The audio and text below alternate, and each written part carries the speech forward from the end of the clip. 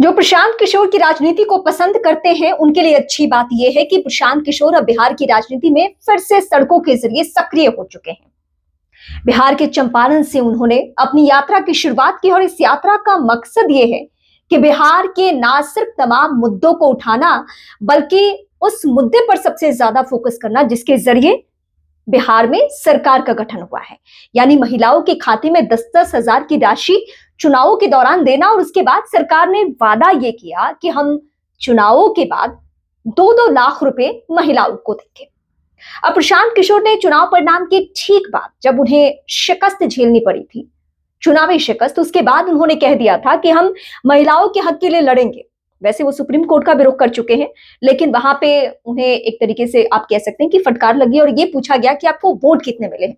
लेकिन हाँ, राजनीति की कड़वी सच्चाई ये है कि आपको किसी दफ्तर में बैठकर जीत हासिल नहीं होती है, उसके लिए आपको सड़कों पर उतरना होता है, मुद्दों पर बात करनी होती है। ये और बात है कि प्रशांत किशोर एक बार इस रास्ते पर चल चुके हैं लेकिन उन्हें सफलता हाथ लगी नहीं। लेकिन हाँ, वो हार कर बैठने वालों में से नहीं है, वो एक बार फिर से निकल पड़े हैं। लेकिन इस बीच उन्होंने क्लियर कर दिया है कि 2 लाख की राशि जो है, जो सरकार ने वादा किया है बिहार की महिलाओं को देने का, वो राशि हर हाल में बिहार सरकार को देना होगा, महिलाओं के खाते में डालने होंगे।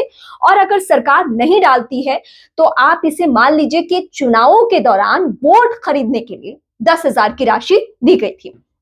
मतलब आने वाले वक्त में आपको हर दिन अब प्रशांत किशोर की सक्रियता देखने को बिहार में मिलेगी। और इस मुद्दे पर वो सबसे ज्यादा अग्रेसिव होने वाले हैं, जिस पर मैं अभी फोकस करी थी, यानी महिलाओं के खाते में अब 10,000 नहीं बल्कि सरकार के वादे के मुताबिक 2-2 लाख रुपए डाले जाए। वैसे अभी नीट का मुद्दा बहुत ज्यादा छाया हुआ है और नीट के मुद्दे में अगर आप कह सकते हैं, एसआईटी गठन भी तब हुआ जब प्रशांत किशोर जहानाबाद में पीड़िता की मां से मिलने, उसके परिवार के सदस्यों से मिलने पहुंचे हुए थे। और उसके बाद एसपी से उन्होंने मुलाकात की, सिटी एसपी से, और फिर जाकर ये मामला और भी आगे बढ़ा, एसआईटी का गठन हुआ। अब भले सीआईडी से लेकर सीबीआई तक का दखल है, लेकिन हाँ, शुरुआत प्रशांत किशोर ने की थी। और कुछ लोगों को शिकायत इस बात की थी कि प्रशांत किशोर की सक्रियता नहीं है, अब वो बिहार की राजनीति से खत्म हो चुके हैं, अब कुछ हासिल नहीं होने वाला है। लेकिन हाँ, राजनीति आपको मौके जरूर देती है।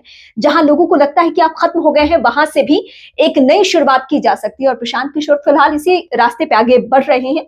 वैसे आपको लग रहा होगा कि मैं तारीफ में कसीदे कर रही हूँ, तो हाँ, मैं गढ़ भी रही हूँ। मैं प्रशांत किशोर को लेकर हमेशा से सजग और सक्रिय रही हूँ, इसलिए क्योंकि अगर ये राजनीति इस तरीके से है जहां पे ज्यादातर लोग ऐसे आपको दिखते हैं जिन पर आप भरोसा नहीं कर सकते हैं, तो वहां एक पढ़ा लिखा शख्स अगर बिहार को बदलने की बात कह रहा है तो कुछ देर रुक कर, ठहर कर उसकी बातों पर यकीन करने में मेरा क्या कम हो जाने वाला है, मेरा क्या बिगड़ जाएगा।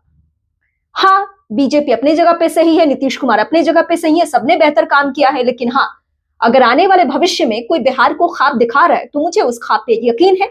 और मुझे लगता है कि प्रशांत किशोर अगर सक्रिय हो रहे हैं तो हम सबके लिए, हम वैसे तो मैं प्रवासी बिहारी हूं, मैं वहां रहती नहीं हूं, लेकिन हाँ, अगर वो बिहार के मुद्दों पर बात करते हैं तो जाहिर सी बात है कि बिहार सरकार पर प्रेशर बनेगा। और जहां जहां पे खामियां होगी वहां वहां पे सरकार अपने स्तर पे खामियों को दूर करने की कोशिश करेगी। इसीलिए कहा गया है कि विपक्ष, लोकतंत्र में विपक्ष का मजबूत रहना बहुत जरूरी है। प्रशांत किशोर और तेजस्वी अगर बहुत ज्यादा अग्रेसिव हो जाएं, बहुत हद तक वो सक्रियता अपनी बढ़ा दें, तो जाहिर सी बात है कि बिहार में जो कुछ महीनों में मनमानी अपनी नई सरकार की देखी है वो शायद ना देखने को मिले। फिलहाल आप इस एंगल से कोई कमेंट करके मुझसे बात करना चाहते हैं, किसी कमेंट के जरिए आप चाहते हैं कि उस पर हम फोकस करें, तो जरूर बेहिचक आप मुझे बता सकते हैं।